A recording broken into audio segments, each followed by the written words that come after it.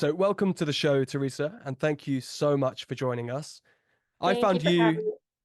I found you and your story from a TikTok video you posted a few weeks back, which has Mhm. an impressive 5 million views, which is pretty nuts. I'm sure you'll agree as well.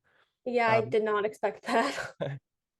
it's a great story, and in this story, you told, it's an awesome story, and you told of an imaginary friend when you were younger, which Mhm. turned out to be what you believe is one of your family members who sadly passed away before you were born. And I Yes. really can't wait to hear all about this, and I'm sure our listeners can't either. Before Yes. we get stuck into this story, please tell us a little bit about yourself and where you grew up.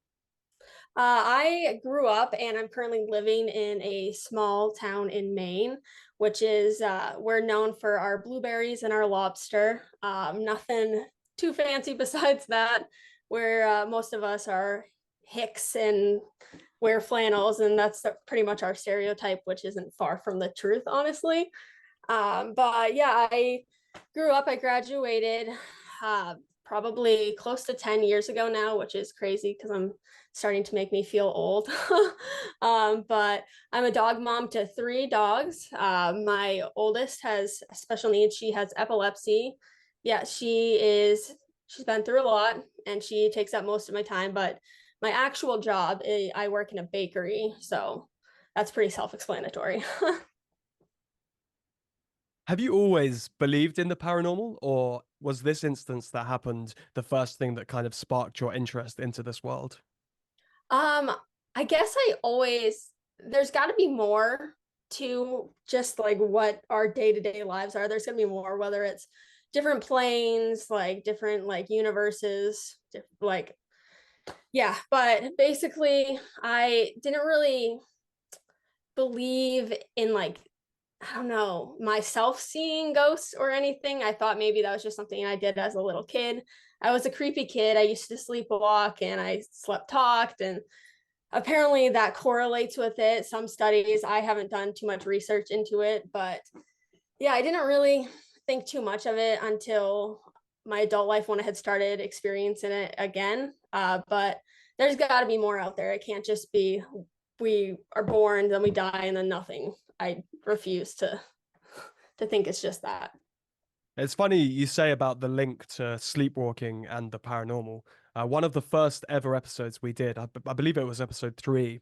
We had Mhm. one of my friends on called Sam Lance. I'm not sure if you've listened to that episode or anyone listening to this has, but Mhm. yeah. So there was a crazy link of what he believes his kind of grandma was Mhm. possessing his sister, and I won't go into the story. It's definitely worth a listen. But yeah, so.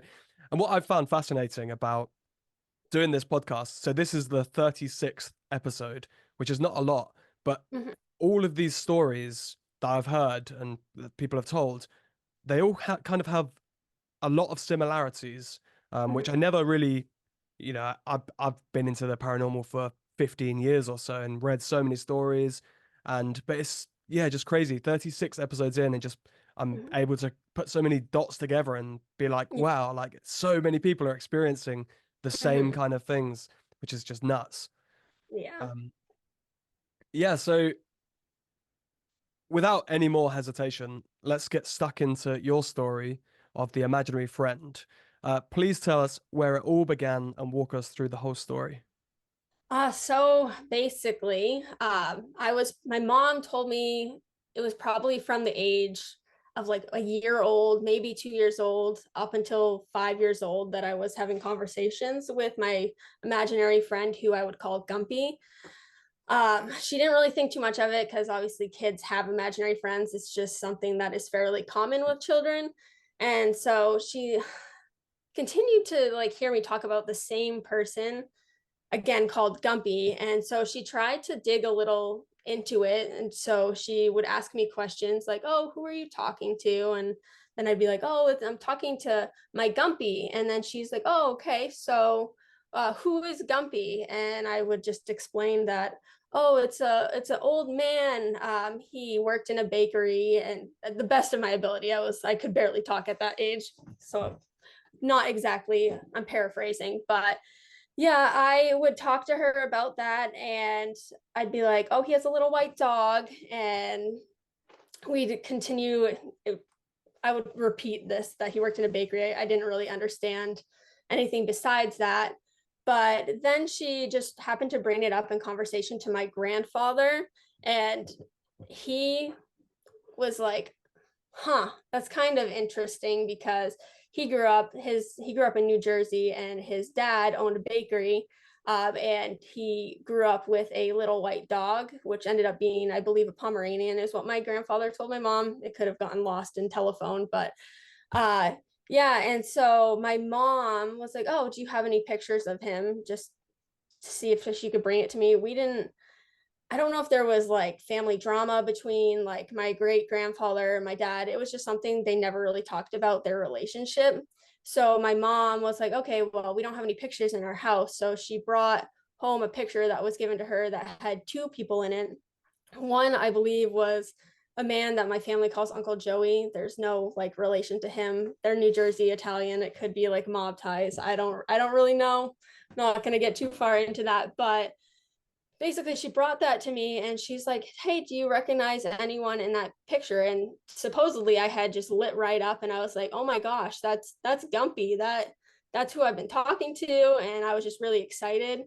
And so my mom, she I don't know if she's had her own experiences, but she didn't seem all that phased.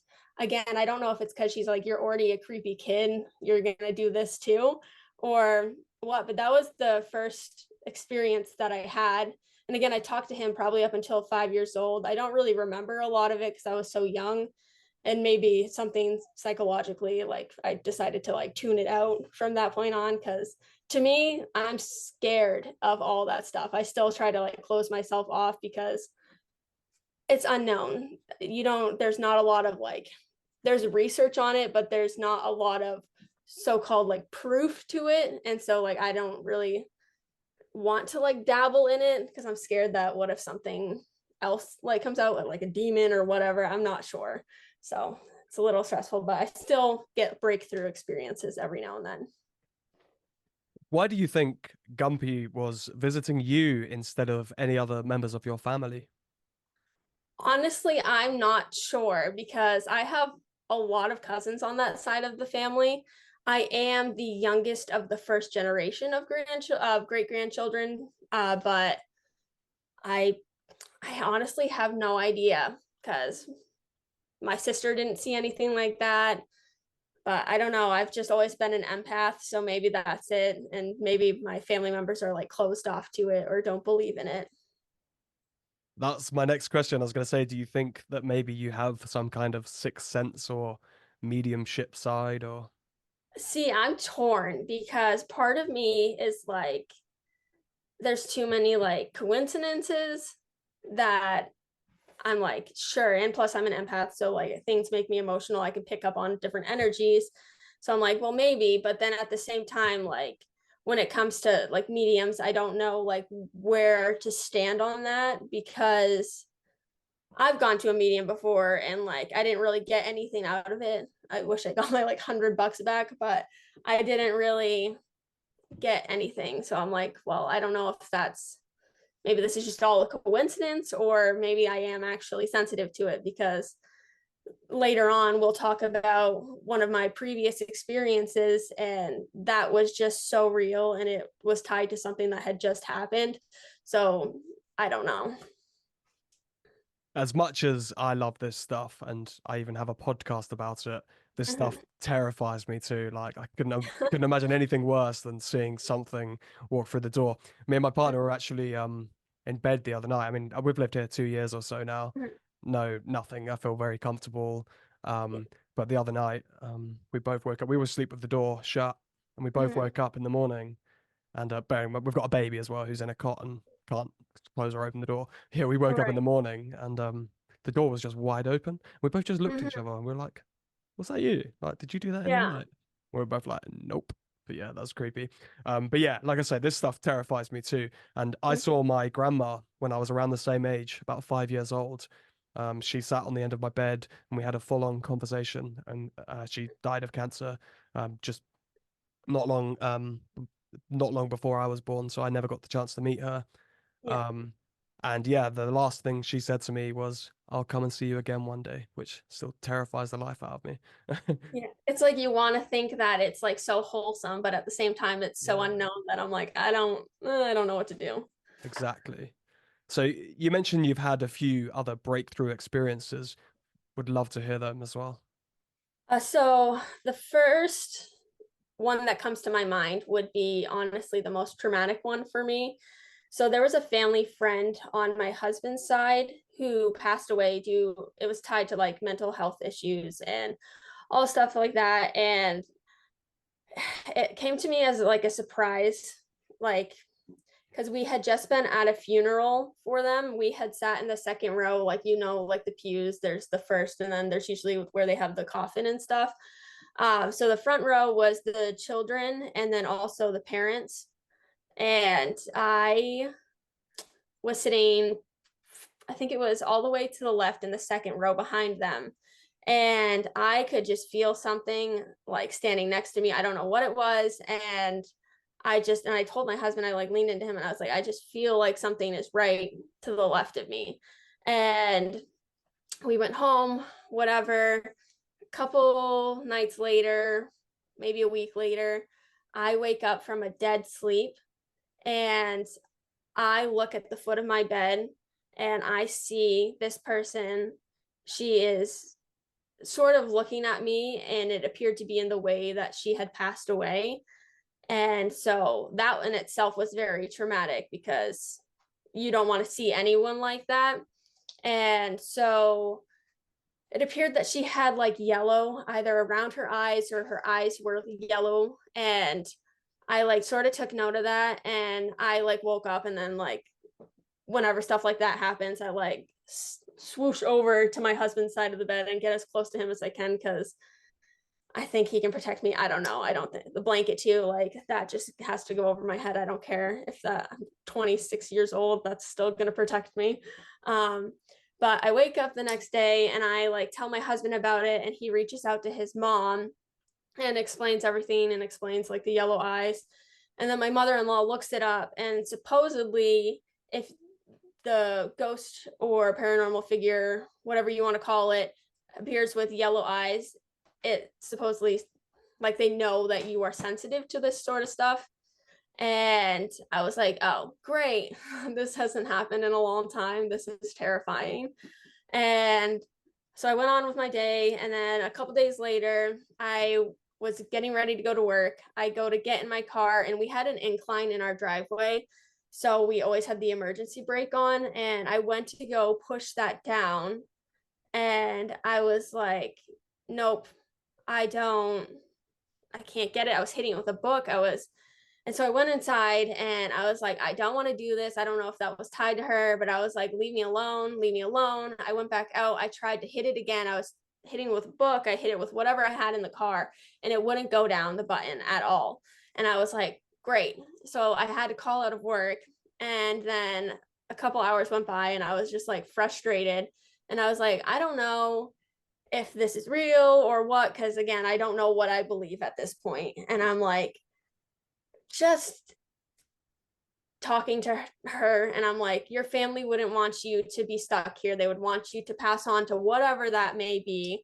But they want you to be at peace. They don't want you to be suffering, like looking around, lost and whatever.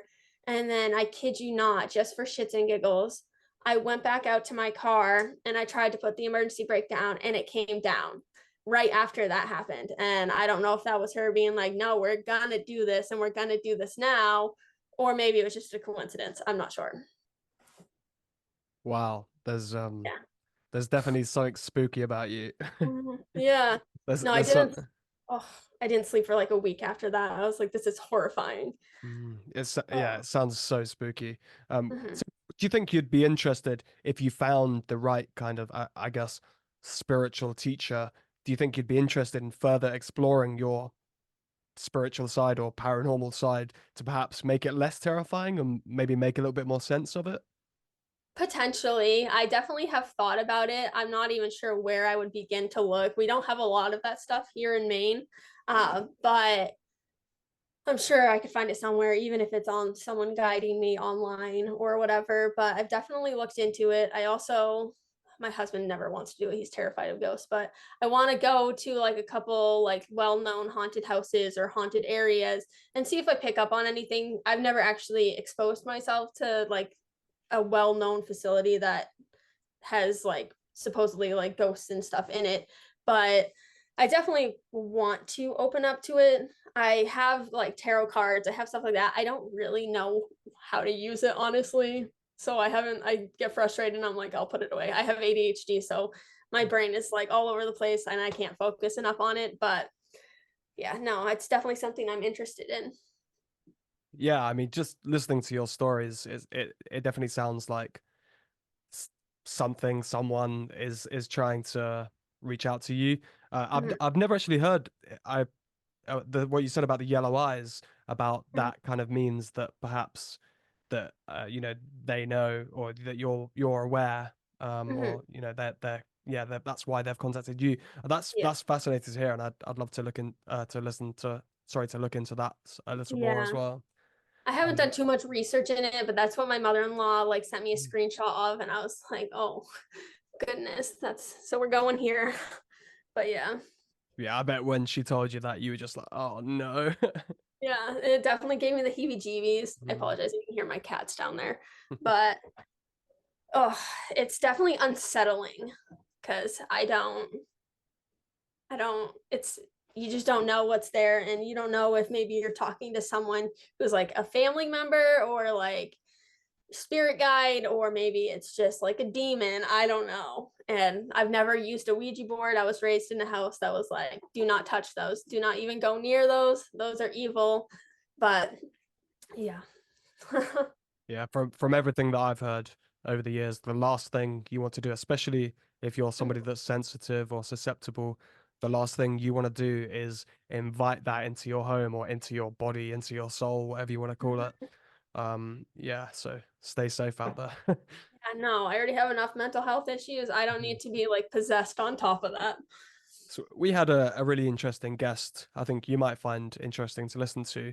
I mean, I'm the same as you. I don't really know much about this stuff, and that's kind of Mhm, why I like having these conversations, so I can have a better understanding. And I'm just very open-minded, and I like to listen to both sides of the story.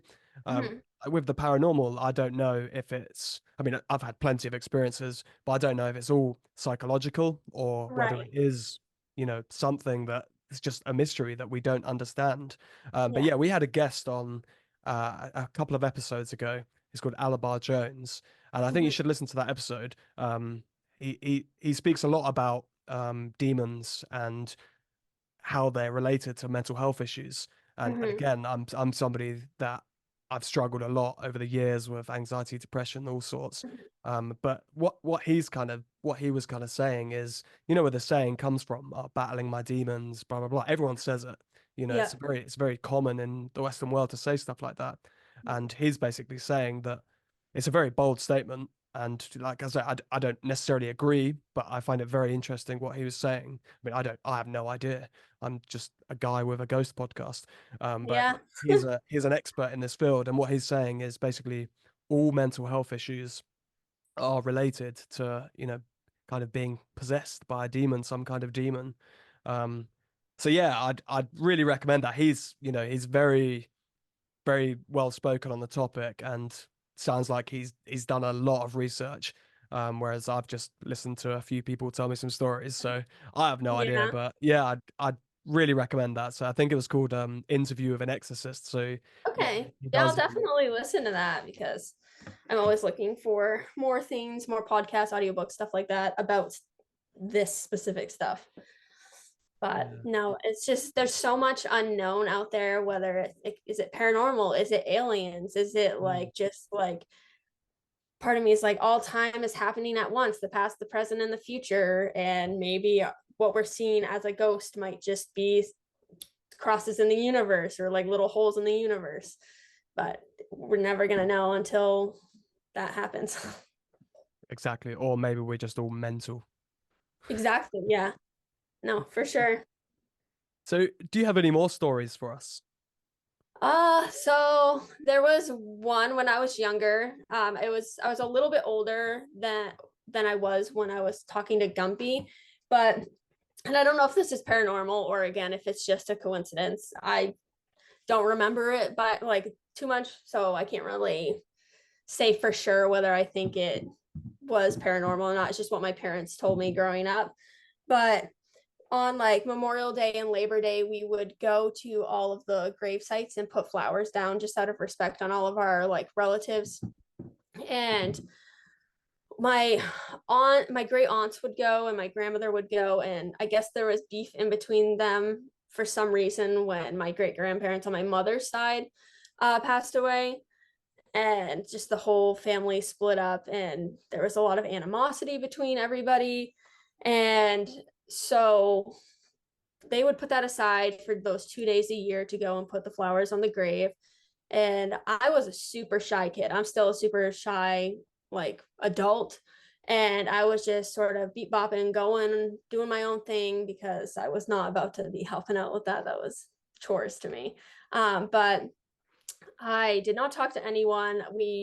I never really ever got introduced to any of my great aunts on that side.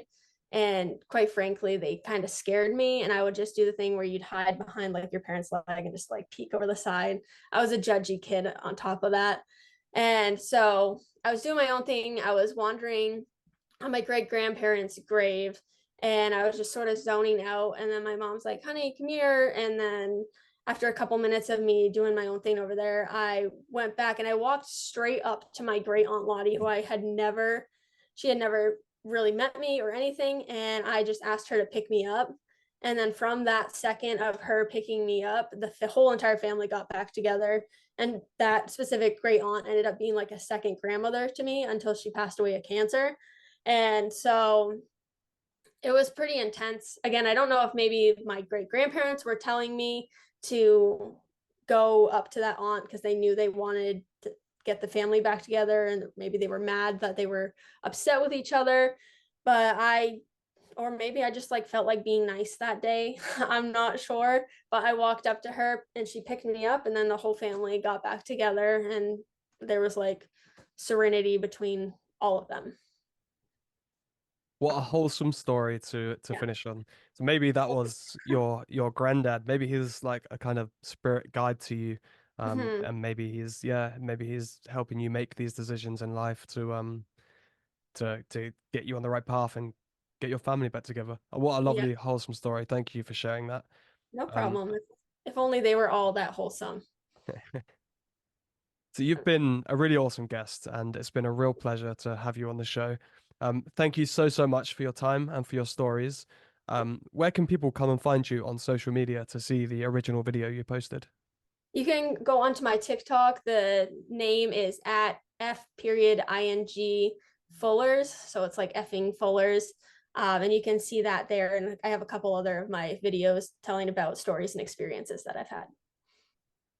And I would totally encourage people to go do that because when I saw that on my feed, I was like, oh damn, I have to get her on the show. And here we are. So yeah, thanks again for sharing those. Yes, thank you for having me.